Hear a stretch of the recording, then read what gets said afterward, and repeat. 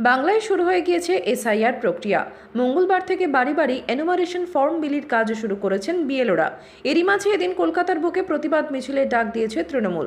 এদিন রেড রোডে বি.আর. আম্বেদকরের মূর্তির সামনে থেকে মিছিলে পা মেলান মুখ্যমন্ত্রী মমতা বন্দ্যোপাধ্যায়।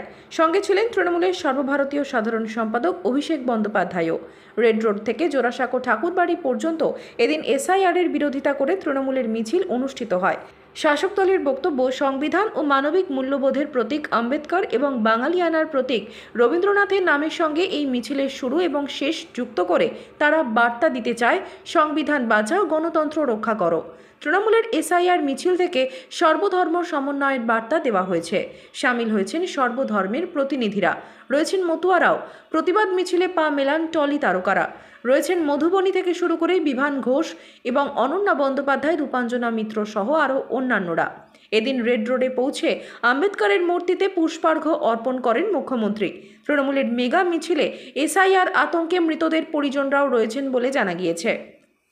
রানী Rasmani avenue, Dorina crossing, central avenue হয়ে মিছিল যাবে জোড়াসাঁকো ঠাকুরবাড়ি তোরণ অবধি। সেখানেই সভার মঞ্চ করা হয়েছে।